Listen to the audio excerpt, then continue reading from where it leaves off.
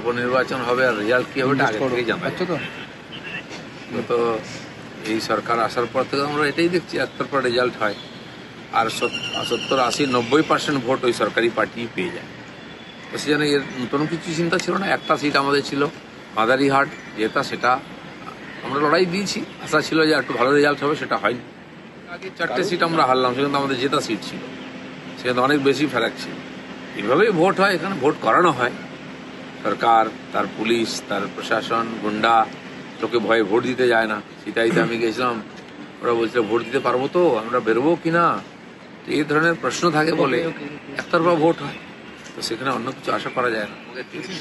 অন্য জায়গায় দেওয়া হয়েছে, ওনাকে টিকিট দেওয়া হয়নি, মন্ত্রী ছিলেন। তো স্বাভাবিক মনে সবার কিছু ক্ষোভ বিক্ষোভ থাকেই, কিন্তু যে পার্টির নেতা বানিয়েছে সেই পার্টির স্বার্থ তো সর্বোপরি। একবারই লিড পেয়েছিলাম যখন আমি এমপি জিতেছিলাম 19 সালে, তখনই মেদিনীপুরে লিড পেয়েছিলাম। তারপরে বিধানসভায় লিড পাইনি, লোকসভায় এবারেও লিড পাইনি, সেটা আমাদের সিট ছিল না। হ্যাঁ, সেখানে কর্মীরা লড়াই করেছেন সবাই, জিতে গেলে তখন কি হয়। মহারাষ্ট্রে এরকম ল্যান্ডস্লাইড জিতে যেতে এটা কি বলবেন, তো জিতে গেছেন তখন তো বলার সুযোগ আছে, বলে নিন। মহারাষ্ট্র তাদেরকে বড় ভাইয়ের গুরুত্ব দিয়েছিলাম, একসঙ্গে তাদের মুখ্যমন্ত্রী ছিল, তো তাদের সঙ্গে পরবর্তীকালে আলাদা লড়লাম আমরা। তারপরে তখন আমরা এগিয়েছিলাম, একসঙ্গে লড়েও আমরা এগিয়েছিলাম, তারা বিশ্বাসঘাতকতা করেছিল আমাদের সঙ্গে। তো যাদের সঙ্গে শত্রুতা করে জন্ম থেকে তাদের সঙ্গে হাত মিলিয়ে কেবল ক্ষমতার জন্য চলে গেছিল, তো স্বাভাবিকভাবে আমাদের পার্টিরও মনে করেছে যে মানুষ যেটা চেয়েছিলেন সেটা হয়নি, মানুষের ইচ্ছাকে আমরা পুরো করেছিলাম, তাই শিবসেনা দুখণ্ড হয়ে আমাদের সঙ্গে এসেছিল।